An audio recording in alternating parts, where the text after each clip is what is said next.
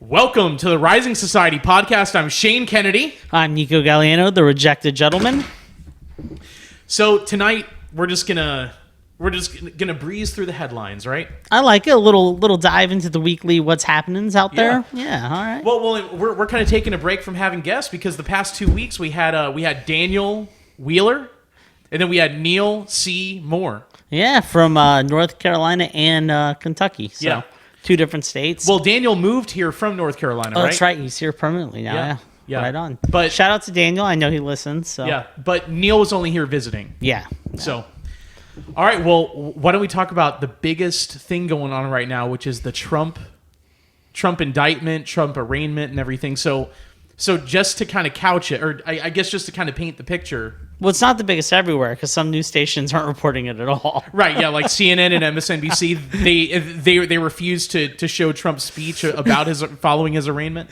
Yeah. Because ultimately they said that they are the ones who determine what is newsworthy. I believe and what is not. The way they phrased it, to be fair, was that they are predicting that he is going to say things that are false, therefore they're not even going to show it.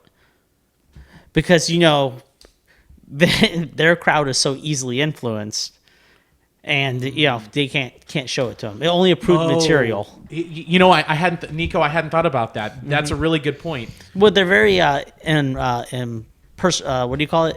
Impressionable. Impressionable. Yep. Thank you. I can't talk tonight. God. So basically, what CNN and MSNBC said was, if you watch either one of their networks, you're far too impressionable to be exposed to what's happening in the world around you. Far too dumb. Yeah, absolutely. Okay, so why don't we start talking about Trump? So the federal government is bringing 37 counts. 37 counts. I forget what the 37 counts from the Espionage Act. Yes, against Donald Trump. Mishandling documents. For mishandling, classified documents. Mm-hmm. And what Trump fires back and says is that he declassified them whenever he was president, or he had the potential to declassify them. Mm-hmm. Trump says that they're his personal documents. He pled not guilty, too. I mean, right off the rip. Yeah, he pled not guilty. So it'll be very interesting to see what ends up happening with this case. The federal special prosecutor, his name is Jack Smith, mm-hmm. and it's going to be very interesting to see the way this whole thing plays out. So what are your thoughts? Well, first of all, what's the lady's name? They were talking about what she was saying or hinting at, and.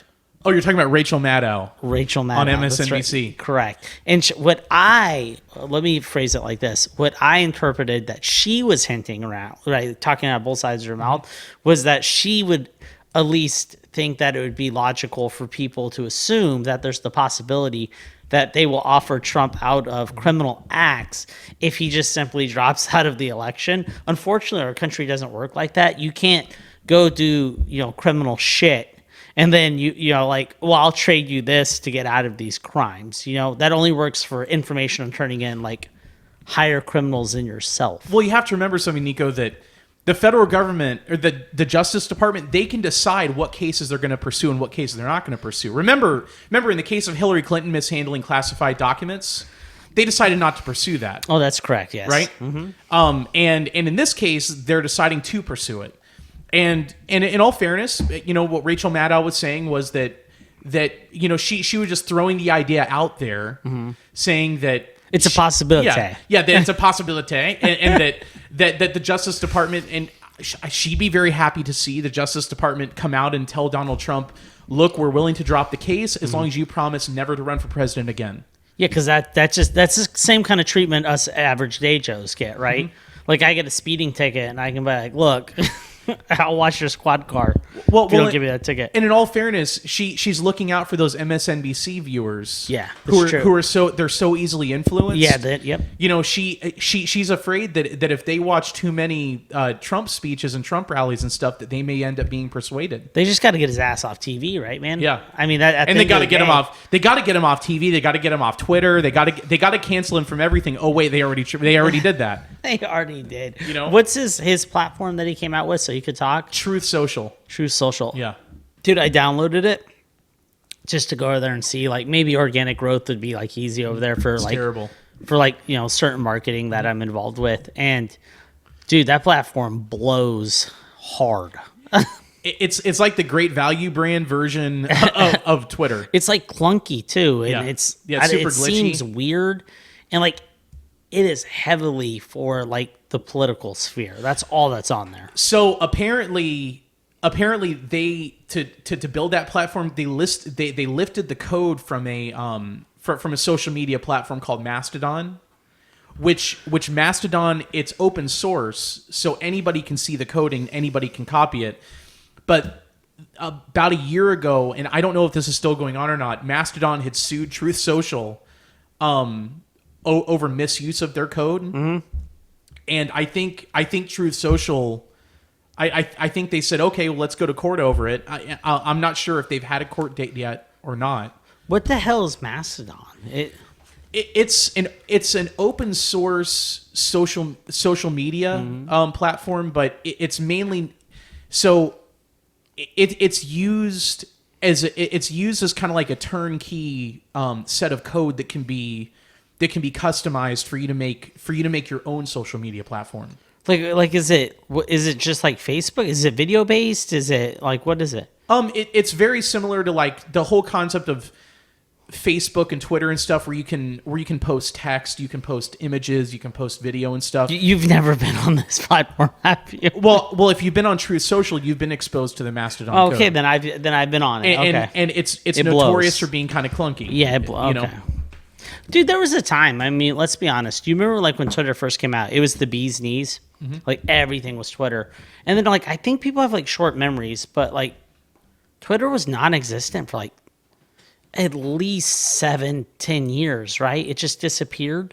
Like no one used Twitter unless you were like a personality or like the news. Like government would still use it, the news would use it, personalities would use it, but Twitter just kind of disappeared for a while. Trump tried bringing it back, man. Yeah, it just didn't work out.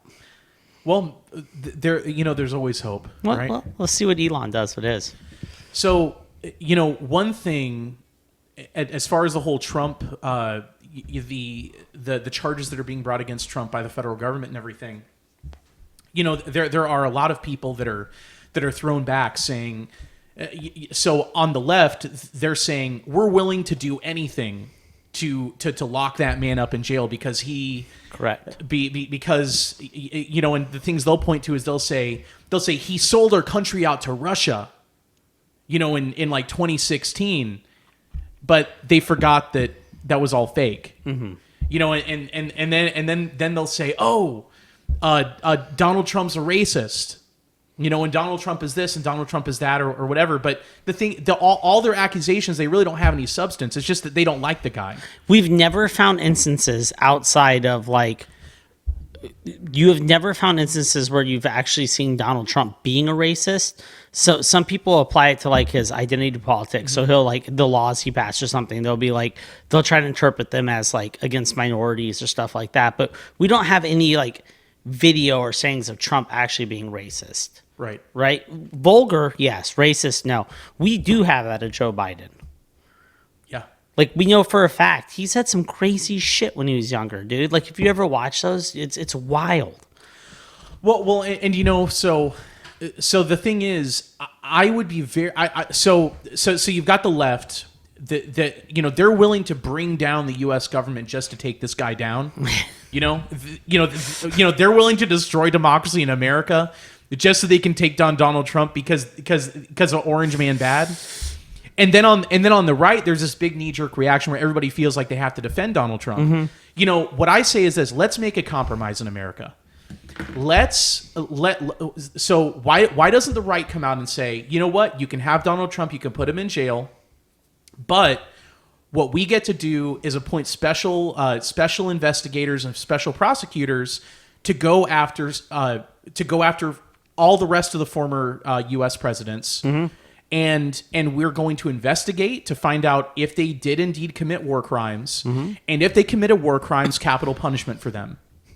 So they would all go to jail. Yeah. So let's go back to Bill Clinton for example. Mm-hmm. Bill Clinton bombed the hell out of Bosnia and Kosovo, mm-hmm. slaughtered a lot of people. There's an argument as to whether or not that was justified. Because the whole argument was he needed to bomb the hell out of Belgrade, bomb the hell out of Kosovo and stuff to prevent a greater conflict from breaking out. Yeah, correct. Yeah, that's what the whole preemptive war thing. Correct. So, but the thing is, he still committed mass atrocities. He's still a war criminal. Then let's fast forward to George W. Bush. There's really not a whole lot of explanation needed there. Iraq. That's it. There were no WMDs. Iraq. And you know what? Let's go ahead and bring up war criminal charges on Dick Cheney too. Yeah, I agree. And I'd be perfectly fine with capital punishment for Dick Cheney being a war criminal as well. Yeah, I don't like them. Let's go back. Condoleezza Rice and all these other people from the State Department, from the Bush administration. Let's take them down too. Then Barack Obama. Barack Obama, a lot of people don't realize this, but he drone murdered more people than any other U.S. president in history. And in fact, Barack Obama drone killed a U.S. citizen it was either in Sudan or it was in Syria. The one at the wedding? Yes. Yeah. It was the guy's last name was Anwar al-Awlaki, I think. And Barack Obama murdered him. So let's bring up war charges. The sitting U.S. president ordered a drone strike that murdered a U.S. citizen. Mm-hmm. Let's haul him into court for that. To me, murdering someone, taking someone's life, and waging an unjust war, that's a much more nefarious action than the question of where you're storing classified documents. Dude, and you're right. I want to agree with your point right there, because they would all go to jail, okay? Oh, here, I'm not done. Yeah. Hillary Clinton, okay? That wasn't a president. That's not a sitting president. She was Secretary of State under Barack Obama. She was, and she was instrumental in the taking down of Gaddafi in Libya. Yeah. Now, something a lot of people don't realize, and look this up, you can go and Google it. There was Gaddafi, who is not a good guy. He's a lot like some of our war criminal presidents. He's not a great guy. Yeah, Putin's not a great guy. A lot of world leaders are not great people. Mm-hmm. Generally speaking, you don't get to run a country if you're a fairy godmother. No, you got to be a piece of shit. Yeah, for sure. So, but one of the things that Gaddafi did when Gaddafi came to power in Libya during the 70s, Libya was a net food importer. They were an impoverished country. When the U.S. government took him down when Hillary Clinton staged the coup there, Libya was a net food exporter. Yeah. And a lot of that was because Gaddafi constructed one of the world's largest freshwater canals to bring it out to farmers and stuff. Well, guess what? NATO bombed the hell out of that freshwater canal. Well, yeah, because the food increased, but it still didn't go to the people. They just sold it. Well, they weren't feeding their population. In Libya? Yes. Yes, they were. No, dude, those people were starving. Well, I watched not WNBC, holy shit, NBC, and they said, man, those people are still starving. That was just, none of that's true. They increased it, and they were just selling out and pocketing the money. Well, you sound like a Putin puppet right now. No, in fact, in Libya, up until we took down Gaddafi, the Libyan government would buy Libyan citizens a brand new car. I think it was every 6 years or something. The Libyan citizens didn't have to buy new cars, and also too, every Libyan citizen got free college education. They also got free healthcare and everything, and that's because of Libya's primarily because of Libya's oil industry. Yeah, well, that's what state what all those guys did. Yeah. That's not like that was a revolutionary idea, right? But the thing is now Libya is one of the now Libya is it's a completely trashed up place because we overthrew Gaddafi. Mm-hmm. And again, Gaddafi was not a good guy, but the thing is, the average Libyan was much better off under Gaddafi than the shithole that they're under now, because right now Libya is one of the biggest slave trading spots on the entire planet. Jesus. And so the thing is, we can thank the U.S. State Department under Hillary Clinton for that, largely. And of course, Barack Obama was the president, so we can also thank him as well, and we can also thank NATO. What the NATO argument for in favor of bombing that freshwater canal is NATO says we're not a country, so you can't bring war criminal charges against NATO because NATO's not a country. Because we're a syndicate. We're just a syndicate of yeah. Yeah, so we're just a syndicate of a bunch of warlords. scumbags. Yeah. So the thing is, and then a lot of people will criticize me, and they'll criticize you too. And everyone loves me. Well, when you start talking about foreign policy and stuff, you'll start to get some criticisms hurled your way. People will always say, well, why do you sound so negative about America? You keep on dogging America. You need to be proud to be an American. And the thing is when you really love something, when you're really proud of the country that you live in, and you're really patriotic, you can sound like its greatest critic sometimes because the things that America does in our name, it's beneath us. People think we hate America. I have, perfect point real quick to drive this home. People, when we get into conversations with people, I've actually had someone say I was anti-American. And I was like, are you kidding me? I believe in the principle. I love this country. I believe in the principles of this country and how it was founded. What I hate, like you said, when you love something, you don't let thugs take it and have their way with it and re-sculpt it into their vision of what it should be. This country is the greatest country on the planet. And I say that with full belief. And to watch what it's done historically as time goes on, not learning from history, not learning that we're letting thugs, and I use that word 100%, thugs. These guys, I don't want to say the R word, they go around and they just take what they want. And they're not afraid of sending your sons to go off and die for it. It's not their sons doing that. Right. You know what I mean? It's very easy for them to be like, well, this is an American interest. You wouldn't want your iPhones to go up in price, would you? You wouldn't want an electronic shortage or anything like that. Like the free market wouldn't reign above that. Well, yeah, and what their argument is they say, in order for you to enjoy your cushy standard of living, we have to go and murder these people over there. Yeah, people got to die. Yeah, that's and right. The thing is, that's not the case. No. The thing is, if those people live and they're able to thrive, that makes the greater economic pie on the planet. It makes it bigger. It makes all of us better off. No, dude, they hate it. I'm telling you. Yeah. Did we ever do a show on capitalism? We got to do that one time. We need to sometime soon. Yeah, that'll be another good one. So, yeah. We went on a tangent. So I guess that brings me back to my original point, which is, I'll give you Donald Trump as long as you give me, all the former war criminal presidents. And that's the thing. And look, if Donald Trump has committed war crimes, I say bring them up, try him for it, and if he's guilty of war crimes, then I say let her rip. Yeah, Well, we know Hillary mishandled documents. Well, and that's the thing. Hillary Clinton mishandled the classified documents, and then she destroyed the evidence of it. Yeah, obstructing literally justice, destroyed the evidence, and then put her old ass in jail.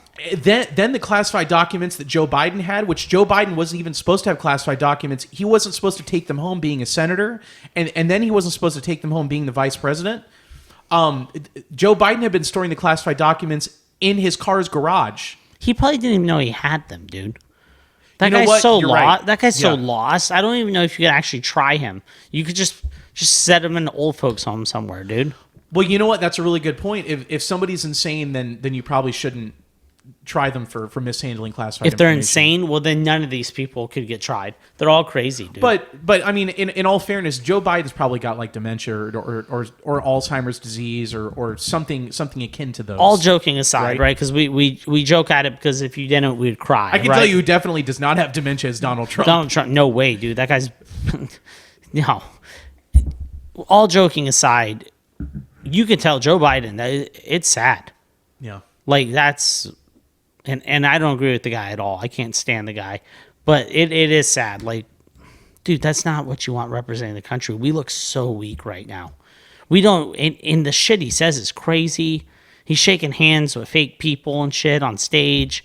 He's saluting the wrong people. It just looks... He's falling over every 10 seconds. I feel like he has to have a life alert on. Like, I saw a really funny video of Joe Biden introducing Pete Buttigieg at a speech, and when he introduced him, he said, he said, "May I present Pete Booty Juice?" he's just like, But you know what was funny is everybody there just clapped. Yeah, they clapped. Yeah, Well, you have to, they dude. clapped and they looked at him like, this man is so courageous. Dude, I don't. And this man's a genius. He's so courageous. This is our leader. This is the leader of the free world. It's not. It's not that they even truly believe that. It's the same with Republicans too. Because I don't. It seems like you said, like, oh wow, it seems like they just defend Trump. You almost have to defend Trump in a lot of situations because the other side's just so fucking crazy with the stuff they say. They don't use logic. It's all emotion. So you find yourself defending Trump a lot. With that being said, you have Joe Biden, Hillary Clinton, Donald Trump. Look at everyone that's running. Like, you're forced to be like, this is my team, and I guess this is the guy I have to root for. Dude, if you could take every American in a room, right, and just be like, look, it's you, me. No one ever is going to hear this, right? I get it. This is your party. You love so-and-so, and you want these changes. Is this really the guy, though?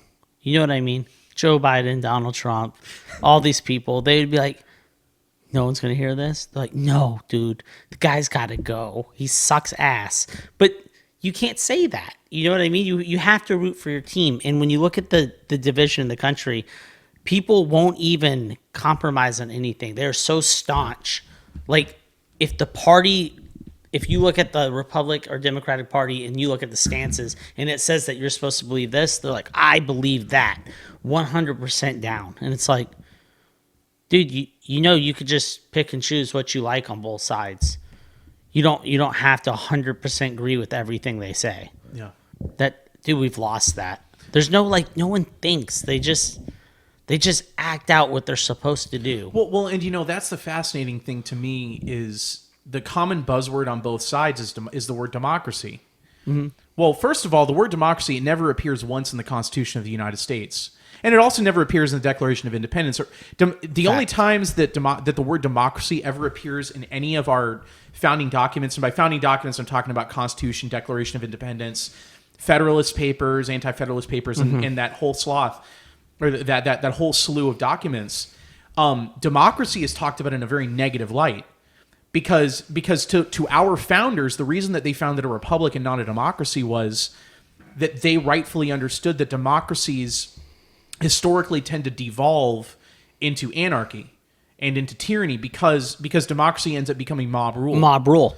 Every time democracy breaks down into mob rule, from elementary school when you try to implement it, all the way up to the highest governments in the world, democracy always leads to mob rule. Well, and that's the thing. It seems like there's a schizophrenic line of reasoning that people on both sides use, but I'll take abortion as an example. What the left will say about abortion right now is they'll say that abortion cannot be made illegal because it's the popular opinion of most Americans that abortion should be legal. Mm-hmm. Well, the problem is, using that line of logic, back when the courts rammed Roe v. Wade down the throats of every American and imposed legal abortion ubiquitously across the country, abortion was not popular. Mm-hmm. There was not majority support in the country for abortion at that time. So it's really fascinating that those people will use the line of argument. They'll say, well, it's majority opinion, and we're a democracy, so abortion needs to be legal. But they say, oh, back then that doesn't matter. That doesn't count. And it's the same thing like with prayer in schools. Prayer in school was very popular in the 60s whenever the courts removed it, mm-hmm. or whenever the courts made it illegal for there to be prayer in school. Remember that prayer was not removed from school by an act of Congress. Prayer was removed from school by an act of the Supreme Court, right? Mm-hmm. And the thing is, the atheist left, they didn't give a shit that that removing prayer from school was not popular across the country. They had an idea of what they wanted to do, And they did it. and they did it. They don't care. That's the thing. I guess that sounds crazy to me because But they're cheerleaders for democracy sometimes when it benefits, when it benefits, when it's them. advantageous. Then whenever it's not convenient for them, they hate democracy and they want to overturn it and they want to overthrow it. And I see this from both my liberal and conservative friends, right? When they'll both do that. They'll both be like, "Oh, fuck you, these are the rules, ha ha ha ha." And as soon as it doesn't benefit them in a situation, they're like, "Well, it doesn't apply in this situation." And I'm like, What do you mean? So the reason we have rules is so there can be some order in chaos. Mm-hmm. So both sides can present something, and then the best articulated and thought out, plan that's going to have the best results will theoretically win out because it's weighed by both sides of the scale. But neither side, they want it to like tip their way. It's not on merits. It's on who can deceive, who can manipulate, who can, you know what I mean? It's never a merit-based thing. Like it's on some of these issues, especially like abortion, I get it. Everyone always says it'd be so easy if both sides would just come to the table and talk. But there's some issues. What would be the compromise when you can't even agree on the fundamental definitions to start the conversation? And we talked about the left is very good at trying to define things with their, different definitions that they have, or not give definitions at all. Yep. Like what is a woman, right? Example. Yep. Insert there, right? They're like, "Oh, I don't know. What is it?" However you feel. And you're like, "Well, that doesn't hold up." Well, it's the same thing. Like, how would you come to the table and compromise on abortion? How would you do that? Oh, well, this side believes they're babies and this side doesn't at conception. So we'll let you guys want to murder them. We don't. We'll let you murder them up to 6 weeks. That's not a compromise. Right. You can't compromise on that. This side's going to be like, "No, you're still impeding 6 weeks of someone else's life." And they're like, "We're letting you murder people 6 weeks and under." No, there's no compromise there. But it's gotten so bad on these issues where you can obviously, right, talk about it and be like, "There's nowhere we're going to compromise." Then there are stuff where you can compromise. But the problem is, especially in today's political climate, if you give an inch of ground, right, they will take a mile. We've seen it time and time again. I've seen it in my lifetime. Since I got into politics about 15, maybe, I got interested in them. I would support certain ideologies where I'd be like, "No, this makes sense. This is fine."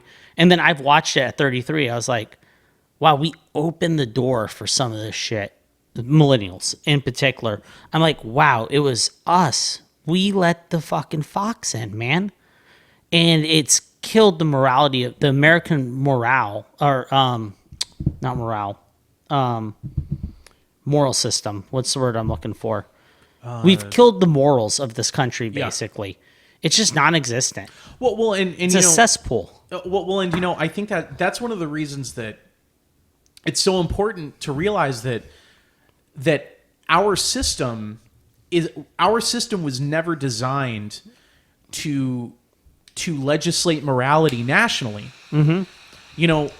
What our system was designed for was for laws that reinforce morality to be passed at the localist of level, at the most local of levels, smallest of levels. So the thing is, the abortion question or prayer in school, those are two things that really should never be determined at the federal level. Those are things that really should only be determined at the localist of level. If there is as far as prayer in school goes, if there's a school district in let's say rural Wyoming, mm-hmm. that wants for every kid's school day to begin with a prayer to the Christian God, then so be it. If a school district in New York City wants to not start the school day with a prayer, or they want to start the school day with a prayer to some weird deity or something, then that's fine. And really, those decisions are up to the parents that should be expected to be active in those local school districts. Well, that's just it. Well, we could go down this rabbit hole forever. It really needs to come down to the community. Yeah, and it's the same thing with abortion. It should be perfectly acceptable and reasonable for abortion to be illegal in one county and to be legal in another. Now, do you believe that? Yes. Now, let me say that. Let me say this caveat though to that, which is that abortion being legal in another county, it does not make it moral. And let's say that the county next door to my county. So let's say abortion was legal in the county right next door to my county, and in my county it was illegal. I would feel the responsibility with every fiber of my being to try to defend the lives of the unborn in that county next door. So what I would do is use the political mechanisms that I would have access to, like maybe going to a county commissioners meeting, going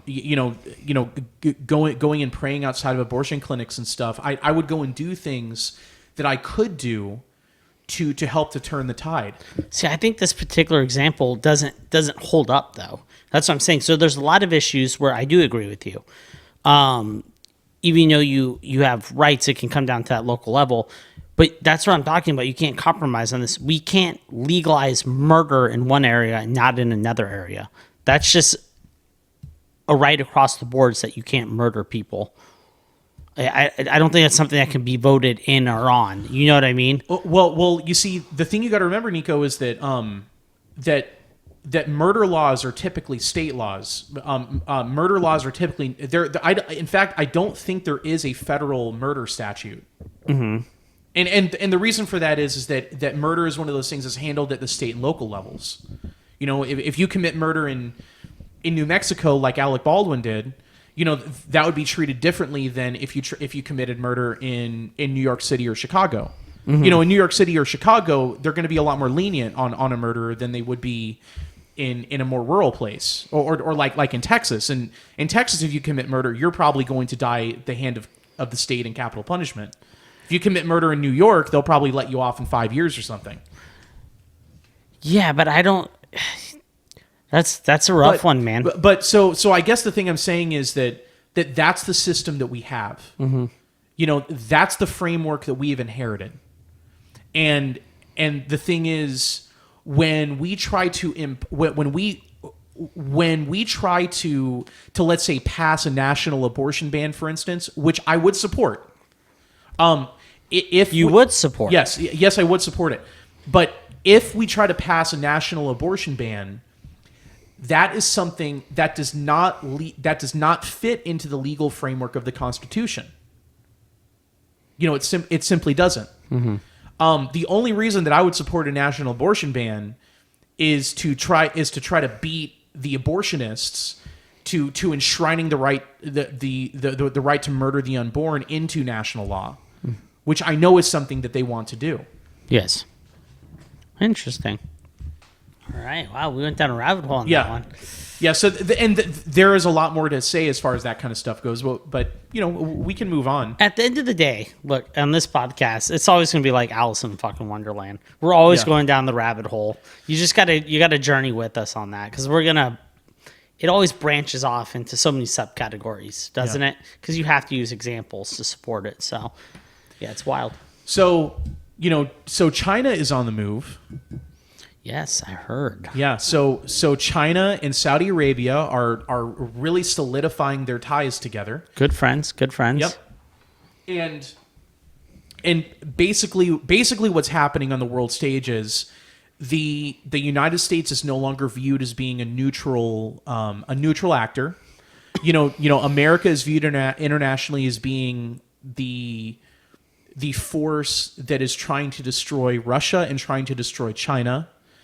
We are the force in the world that we manage Europe. They are our children, you know, our little children. Yep. Mm-hmm. Little bratty children. Yeah. Our little snobs. You know, and in all fairness, you know, the question is it really ever a good idea to allow the Germans to become too powerful? No. I mean, historically, Right. It doesn't work out for anyone. Yeah. So Actually, let me say this. I saw online. Apparently, somebody wrote a book called "The Wit and Wisdom of the German People." Yeah. And the book was it's a book full of blank pages. Okay, first of all, that's shitty because we know the Germans have always been great at warfare. All right, they've always been a thorn in sides.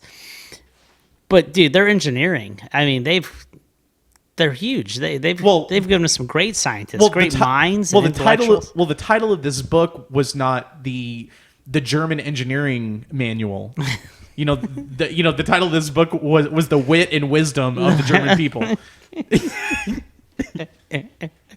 And here, let me say this. German philosophers, I'm not a very big fan of them. No? No. None of them? Well, I'm sure there's probably one or two that would stick out if I were to really think about it, but I'm generally not all that big a fan, man, of the German philosophers. I think if you really nail down a lot of the big social, economic, and political problems that we face in the world today, it usually goes back to some German philosopher. This is probably going to get clipped and taken out of context in like 40 years, and I'll probably get canceled. But I like Germans, so I think I can say that. Right? I'm telling you. Somehow I'm going to be like a freaking Third Reich guy. Right? I have a lot of German friends because I play soccer. Clip it. Fuck. I have a lot of German clip it. I have a lot of German friends because I play soccer, and dude, they're great people. They're pretty like. I think it's their mannerisms. They're so like stone-faced a lot, and their humor comes across, and it's very like direct. Mm-hmm. Like they deliver it, and you're like, there's no subtlety. They just give you the information. I think the word you're looking for is inhumane. No, Jesus. No, I don't think I was looking for that word at all. Yeah. Fuck. All right. Next. So, have you ever heard of Immanuel Kant? Yes. Okay, so we just mentioned German philosophers, and then before that we were talking about morality, mm-hmm. About abortion and prayer in schools and stuff. Yeah, I was here for that. And yeah, partially. So I think in order to really understand the moral framework that most people in the West operate within today, they're all Kantians and they don't even know it. So with Immanuel Kant, he said, he asked the question. Kantians. Yeah, they're a bunch of Kantians. but so Kant, Kant had this whole, because prior to Kant's, it was Thomas Aquinas and Aristotle that were the dominating forces. Yeah, they're really dominant philosophy, and still in a lot of the Mediterranean world and in a lot of the world, Kant and Aristotle and Thomas Aquinas are still the major moral philosophers. Mm-hmm. But it's mainly in like the German speaking world and the English speaking world and stuff that Kant really dominates. So Kant has this idea. He calls it I think he calls it the universal imperative. Mm-hmm. And what he says, he's asked the question, how do you know something to be moral or immoral? And somebody like Aristotle or someone like Thomas Aquinas would say, something is moral or immoral because it perfects. If you're talking about humans, it perfects them. And Aquinas would go a step further, and Aquinas would also say that God infused a conscience into every one of us, and that God also reveals right and wrong through revelation. Mm-hmm. Well, Kant says no. No, he didn't say that shit. Yeah. He's like no. Yeah. So what Kant says is the way you know something is moral is if it is something you would be willing to force if it's a rule you'd be willing to force everyone on the planet to live by. If you were a tyrannical emperor of the world, which you already have to be insane But you'd have to make apply, that assumption. You'd have to apply it to yourself as well. Right, and that's what Kant is saying. Kant is saying you know something is moral if it is something that you would force yourself to live by and everyone else to live by. And you see, the thing is that makes morality into a very tyrannical thing. You know, and I think in many ways, I don't think it is I don't think it's a coincidence that Kant's little German-speaking world, that is where Marxism comes from. You know, a lot of the early fascists, come from that part of the world. I don't really think it because the thing is, these revolutionaries have a very universal focus. Mm-hmm. You know, where they say whatever my sense of good is, in order for me to really know that it's good, I have to be willing to impose it on everyone, by force. And Kant was actually Kant was a very moral guy. Yeah, but what if he wasn't? You know what I mean? You're right. That is 100% tyrannical, because let's say I don't care about the health consequences of doing, certain things, then I'm like, well, it's morally acceptable for everyone because I'm willing to take certain risks. I think everyone should take those risks. That doesn't hold up. You know what I mean? Well, and that's where Kant was the modern philosopher that split faith and reason from one another, and said that faith is inherently irrational. Mm-hmm. And that's one of the reasons that the modern Western man, modern Western person. I don't want to offend anybody. Yeah, you fucked up. Yeah, dude, for sure. We're definitely getting canceled. Yeah. Again. Again. But what Kant would say is that, so I think that's the reason that your average person in the West, where our entire culture and way of life, it's cratering.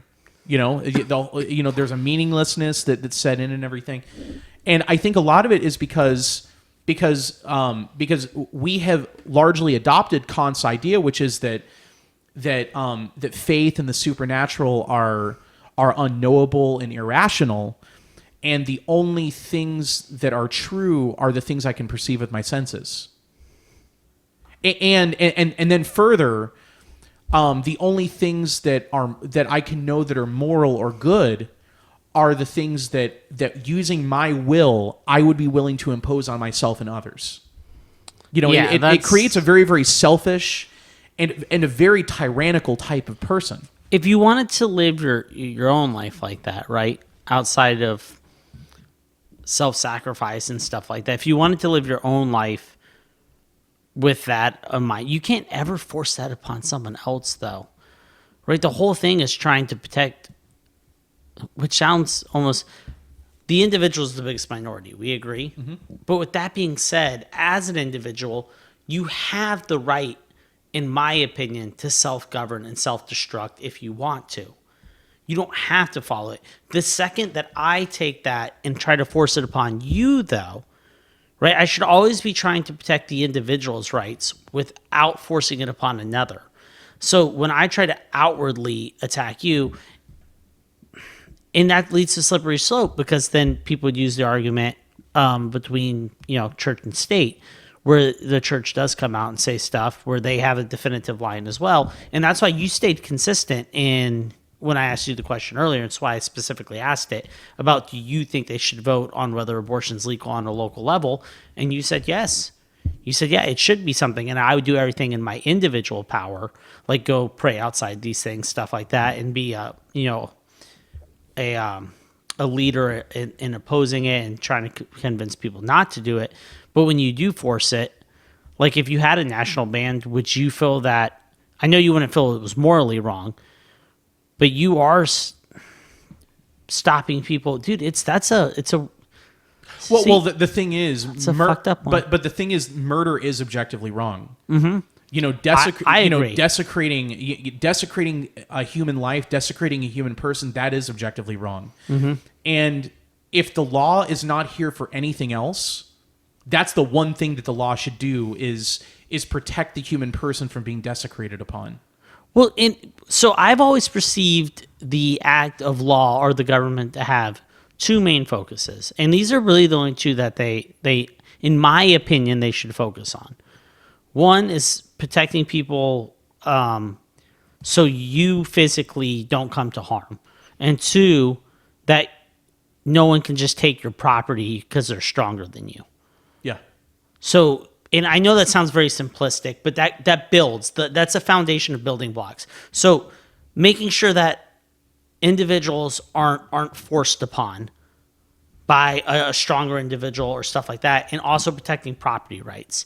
If we cover those two bases, where you can't physically harm someone just because you don't like them or to make them do something, right? If we can protect that, and then we can protect property, right, in every sense of the way, if we can get those two things under control, then outside of that, there's not a lot left for the law to do. Well, what was it that the founders were always talking about? That they said we hold these truths to be self-evident.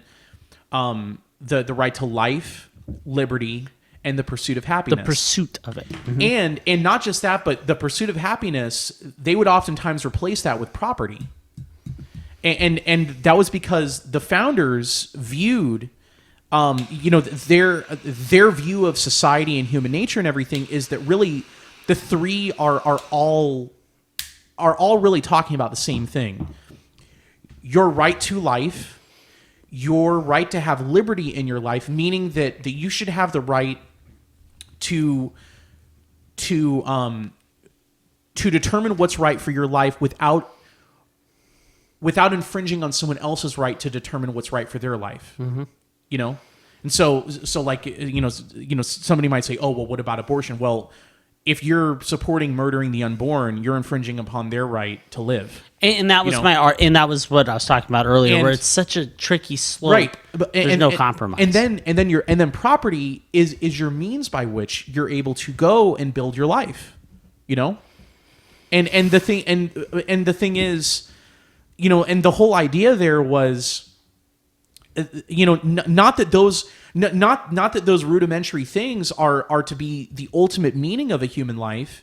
What the founders would say is that those are the only things that the government is here to take care of and to secure for you. Exactly. Beyond that, you need to go out and secure all of your own shit. 100%. And then it's not only up to you, but you would also have a family. You would also have community organizations. Mm-hmm. You would also have churches. And you would have kind of like the greater tribe that would kind of support you in building out a life, and you would even plug your life into the tribe. Mm-hmm. Whatever that tribe is. It might be a local church. It might be a local club. It might be a local like union or guild or something. Mm-hmm. If we're talking like guild, yeah. What the fuck? Yeah. The only guilds that I ever hear about nowadays are beer brewers guilds. Oh, you're right. I didn't even think about that.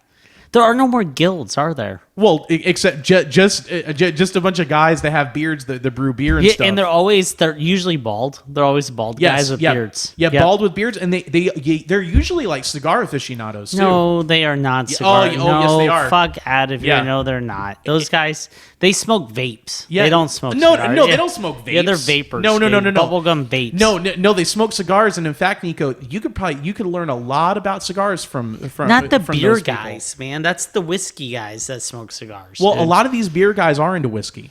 They pretend. Dude, they don't pretend. They pretend, dude. That's the only thing they have in life.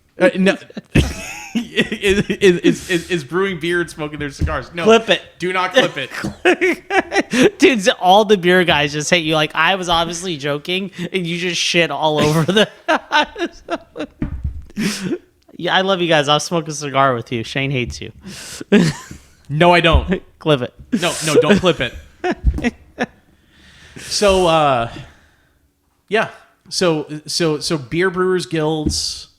What were we talking about before that? I don't know. Because I totally derailed us. Yeah, we were totally chugging along, and then I took us off an exit ramp, and we don't even know where the hell we are now. It's all right. I talked in circles for like 3 minutes earlier, to myself, basically, going in circles. So it's all right. We talked about the Trump indictment. We went through our stuff. Do we have any more bullet points on there? Elon Musk went to Italy. In fact, I think he's in Italy right now. My people. Yeah, and he had a meeting with the Prime Minister, Giorgia Meloni. Who is would be like a conservative here. She's amazing. She's a Tolkien and C.S. Lewis fan. She is Catholic. She's pro-family. It's Italy. They're all Catholic.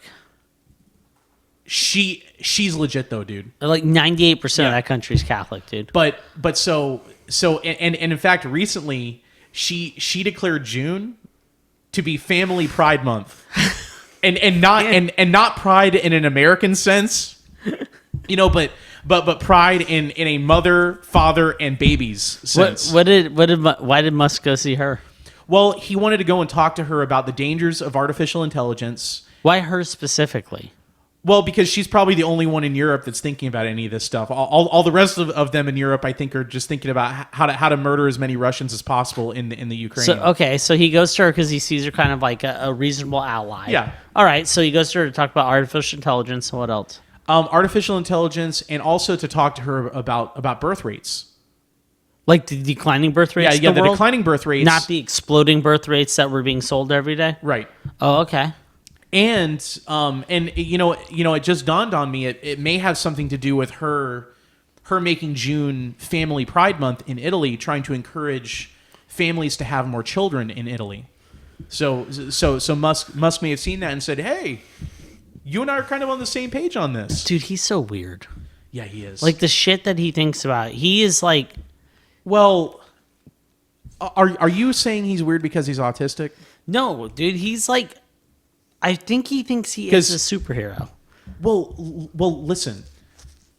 People that are on the spectrum like he is, they are off the charts. Insanely smart whenever it comes to like analysis, numbers, and all kinds of stuff like that. Now, they can be socially awkward. Very.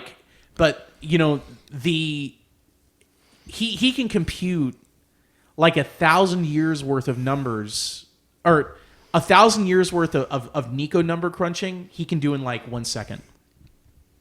Dude, wow, holy shit! And then that would probably be like equivalent to, I don't know, like 10 minutes of Shane number crunching. That makes sense because you're also autistic. Well. No, you're on like the other side of the spectrum, but whatever that is. Yeah, whatever that is. But you guys have it in common. Well, so I'm happy that he's in Italy. Maybe he'll get to enjoy some good food there. Who knows? Doesn't he go to that global world event where they talk about like all the future bullshit they want to do? The Bilderbergs? Yeah. Or the World Economic Forum? Yeah, the World Economic. Doesn't he go to that? He went to the World Economic Forum. I don't think they invited him back this year. Yeah, because they hate him now. Yeah, because he went to the World Economic Forum and said we need more babies, we need more families, and he also said that their dystopian future of eating bugs and stuff it's just not right. And that he was like, we need more fossil fuels in the for now. We have to keep doing that. That EVs are not. It's not going to happen tomorrow. It really upset them. Yeah, they hate his ass now, dude.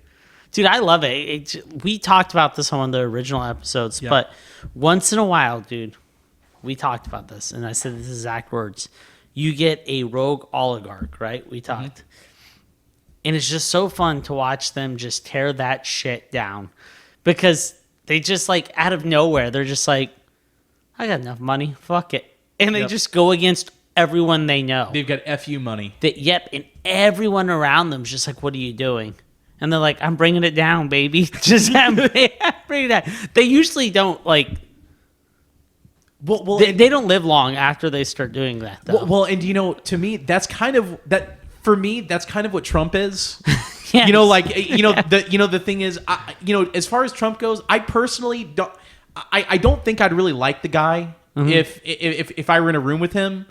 But the thing I like about him is that he's an asshole to assholes. Yes. And the assholes hate him because he's such an asshole to them. and the thing is, I love it. I mean, it's like watching a monster truck rally where just all the trucks are just destroying each other. It's pretty. And Donald Trump is that one rogue truck that just goes out there, and he's going to end up getting crushed, but he ends up crushing a whole bunch of them in the process. Well, we'll see how it plays out, man. So Elon Musk's there, and he's talking about the birth rates with her. She's a huge supporter, obviously. Is that his only planned stop? Is he going anywhere else, or? I'm not really sure. I think the Germans are largely irrelevant now. Yeah. In fact, Germany last week, they officially slipped into a recession.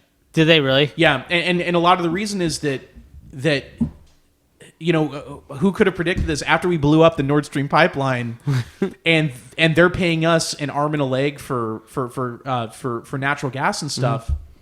Energy prices have soared in Germany. So Germany is really they're becoming less and less and less economically competitive around the world. Mm-hmm. And so really, I don't think we're just seeing a short-term recession in Germany. I think we're seeing the elimination of Germany as a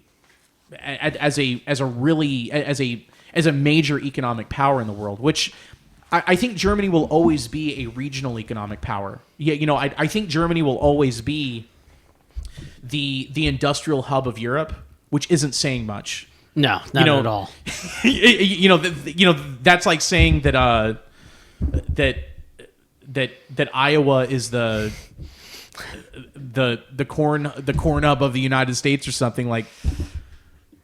That is always my favorite thing. Is like people, Americans especially, we like glamorize or glorify, if you will, like European countries, and I'm like, what do you guys actually know about those countries? I'm like, you demonize America and everything, all the privileges that you've taken advantage of here, and the quality of life, and you were lucky enough to be born in this country, and you you think it's like the bee's knees over there. I'm like, a lot of these countries are shitholes, mm-hmm. like big shitholes. I just don't understand what people are doing. They're like, well, no, because they have like the free education. You can just jump on monorails and go around. And I'm like, dude. Well, the way I view Europe, and you and I have talked about this, it's like a living museum of a once great past glories, place. And what's beautiful is you can see a lot of these Italian cities and stuff like that. They're still absolutely gorgeous places to see, and the food is really good and everything. But it's like going. I guess the American equivalent would be like going to a theme park. Mm-hmm. It's all fake. It's there to try to help you live a story. Mm-hmm. And I think largely that's what a lot of Europe is now. It's so that you can go and kind of live the story of how the people on that continent used to live. Dude, and you could do that in Ireland as well. There's just a lot less places because they just don't have that many great places. But well, the thing is that the greatest export of the Irish people has always been, and it will always be, storytelling. The greatest export in Ireland, was Irish people leaving that shithole. well, in many ways, with the export of the Irish people. Mm-hmm. Came the export of Irish storytelling, and also too, and then you and something that you have always said is that Irish whiskey is the world's best whiskey. I've literally never said that once. Listen, you have always said it. I have never said that. Do not clip it because that's a lie. That is fake news. Yeah. Fake news. Fake news. Big lies. Never said that. I do like scotch though. Actually, I have learned this. This is an interesting fact, and I'm pretty sure that if you look this up, it's accurate. Every time you're like, man, that guy's really cool, and he's Irish, right? I guarantee if you go ask him, he's not. He's Scottish. Not true. True every time. I just fact checked it. No, it is 100% true. Every time I've watched an actor in a movie, and I'm like, oh, dude, I love that person. I guess I do really like an Irish person that's like authentically Irish. I always go like instant movie database. They're Scottish as hell every time, dude. At least 5 times. I can name 5 actors right now where I thought they were Irish. Scottish as hell. I think it's just like like Sicily is to Italy. They're superior to Italians. I think Scottish is to Ireland. You know that Bono is not Scottish. Bono sucks. U2 blows. That's the worst thing to come out of Ireland. They're not the best, but they're not the worst. They're pretty bad, man. It's not a great band. I hate that band. Well, and also, you know, something that you've always said too is that you think that Irish folklore is some of the best in the world. I have said that. See, yes, publicly that and Irish clip it and Irish folklore is good, but it's not as good as Italian storytelling. Well, the thing is, the Italian stuff is so dark. Yeah, like Pinocchio and Dante and dude, stuff. it's great shit, man. It's so damn dark, man. Oh, whatever, dude. All right. Well, we'll have a whole nother show about what's greater, Italy or Ireland. Well, yeah. Let's start wrapping stuff up. Yeah. I don't really have anything left. No, just like I said, you know. So at the end of the day, the Europeans are our children, our bastard children. Yep, and you know it's almost like, you know, for a little while, you know, Germany was almost like that teenage son who was standing up to his dad when they turned 15, and the dad just smacked him down, old school 50 style. Yep, dropped him and just said, "Son, I'm the father, and I'm stronger than you are, and I'll whoop your ass. Yeah, you're the son, and you're weak. Yeah, and this is 1950s America, son." that tough love. Yeah. Because apparently that's just the way it was in 1950s America. Who do you think you're talking to? Yeah. Get that another beer. All right, dude. Yeah, no. Let's wrap it up. All right, so I'm going to be very excited to see what happens with this whole Donald Trump thing. Mm-hmm. And you know, the ironic thing is, the more they persecute him, the more of these charges that they bring at him. Like remember that ugly woman from New York City that accused him of sexually harassing her or something in a department store that Donald Trump said he had never been to, and then and then they got a New York jury, and you know pretty much everybody because New York City votes like what 90% Democrat or something. Oh yeah, it's horrible. So you know as well as I do that everybody in New York City would hate Donald Trump anyway. The jury said that Donald Trump was guilty, and it was a really, really bad case. It was a terrible, like, you know, Donald Trump supposedly sexually harassed her or something like that in a department store he had never been in. And of course they said that he was guilty. But the thing is, the more cases they bring against him, you know, the more of these bullshit charges that they make up and you know, they think I think a lot of them legitimately think that they're slaying a dragon, you know, that they're stopping him. But the problem, it's like a hydra though. You know, they cut off one Donald Trump head and then 9 more appear. Dude, the thing is too, and I think what they hate is that he is solidified in history now. There's nothing they can do to change that. Well, and this is the thing.